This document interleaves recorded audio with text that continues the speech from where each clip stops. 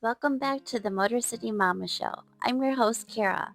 After the Beattyville Bourbon and Moonshine Festival came to a close, I found myself still lingering in this small Kentucky town, a place where the mountains hug you a little tighter and the people seem to carry their hearts right on their sleeves. I wasn't quite ready to leave. There was still more story to tell and more heart to be found.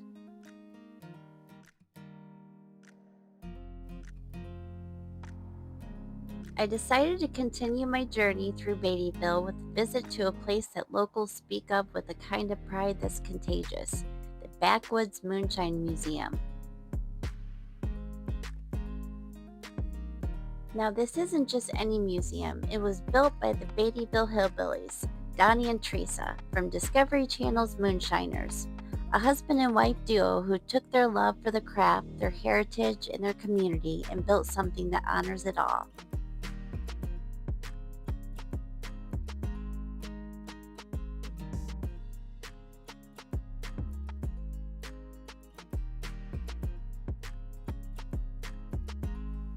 I arrived during the pre-party to the festival, the kick-off celebration that brought the Moonshiners together like one big family reunion. My friend Jeremy gave me the tour of the museum.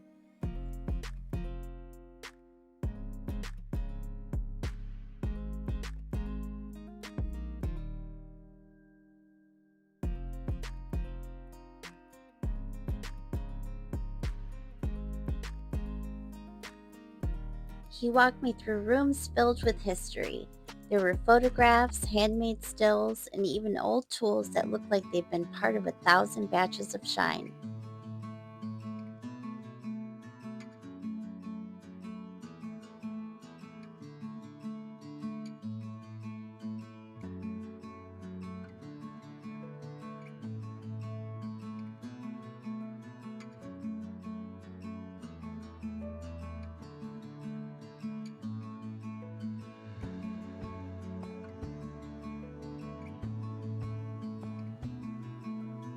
But the magic of that night wasn't just in the exhibits, it was in the people. Outside, the air smelled like grilled hot dogs. The table was lined with potluck dishes. Folks were laughing, swapping stories, and yes, exchanging jars. Not just jars of shine, but jars of friendship. There's a tradition here, one that goes beyond the drink. Every jar passed hand to hand carries with it a story, a recipe, and a little piece of someone's heart. And as the night went on, the dancing started. It was pure joy, the kind of joy that makes you forget about the world outside these mountains.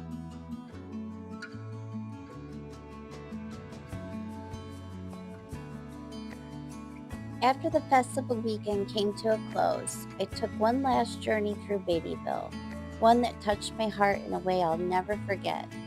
My friend Michael Bowen, a talented photographer who's captured the spirit of moonshiners at festivals across the country, invited me on a quiet afternoon to visit a sacred place, the Daniel Boone Family Cemetery.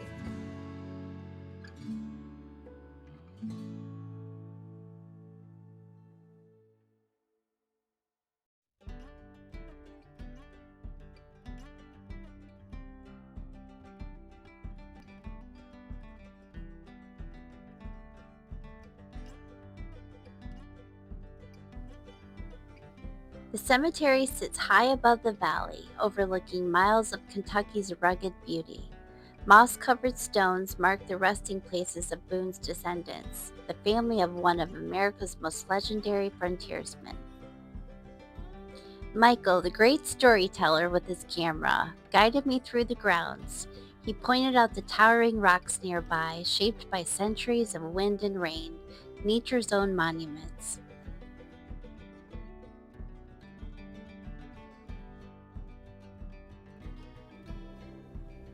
We paused often, not to talk, but to simply listen, to the wind moving through the trees, to the quiet strength of the mountains. It was one of those moments where you can feel the weight of time and yet somehow also feel peace. But Beattyville had one more story to share. During the festival, while I was in town, I was invited to hear about something that has shaken this community to its core, the recent hurricane that it swept through. It tore through homes, roads, and hearts. The destruction was unthinkable. Yet when I listened to the people tell their stories, I didn't hear about loss. I heard about hope. In Beattyville, resilience isn't just a word, it's a way of life. They face floods, storms, and hardship, but every single time they come back stronger because that's what family does. And in Beattyville, everyone is family.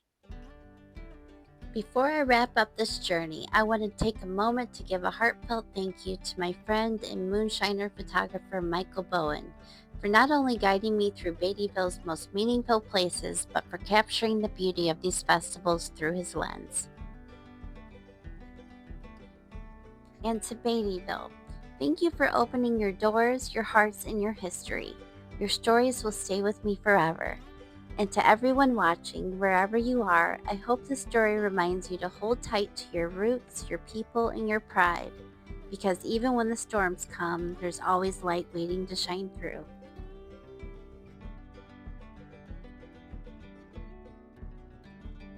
Until next time, this is your Motor City Mama signing off. March 1st, 2021, and we came down in town that night, on Sunday night, about 1 o'clock, and the water was coming in the town on both ends. And by 4 o'clock, on Sunday night, the water was coming in really bad, really fast. And Monday morning, on March 1st of 21, we had water all over Main Street. We lost a restaurant, drugstore, restaurant, all the trailer park. The service station, gas station got reopened again in February of this year. It got flooded again, and a lot of the business moved out of town to higher ground up on Route 11. But anyway, people are still recovering from the 21 flood. This building here is not recovered yet. The house is not recovered. I own this building here. We've not been in that building yet since 21. It got very bad. Anyway, in 21, we lost around 100 cars total, 50 good cars, 50 parts cars, and the health department lost all their cars at that time. And so we live in a flood town. I use that word, flood town, because I've been working on Main Street for about 50 years, and I've been through a lot of floods on Main Street. And hopefully we never have another flood like this. The last flood compared to this flood was the 1950 flood, and 51 flood, I think. But anyway, this was the second time this happened this big in Beattyville, downtown, everything. So we're hoping we never see another one to this at this size again. But like I say, we live on the river. We have 3 rivers meet here in Beattyville. The Kentucky River starts here and goes all the way to the Ohio River. We have the South Fork, North Fork, Middle Fork. It all flows into Kentucky River, which starts here in Beattyville. And anyway, you know, we all rebounded from it. We had 13 inches of water in our showroom in our car dealership, and so anyway, it's just way life is. When you live close to this type of stream that has the water come in, close to your town like this and everything. So that's pretty well sums it up, But anyway, we hope we don't have nothing like this. But this year was this year, February of 25. We had another small flood. You can see the water came halfway in town in the shape of a heart on Main Street. But this was February of 25. It's posted down here. Yeah, and this was 21. So anyway, we hope we don't see another flood like this in Beattyville. But it could happen. It could happen anytime. We had in this flood 21. It rained about all week, and so we had all this water coming.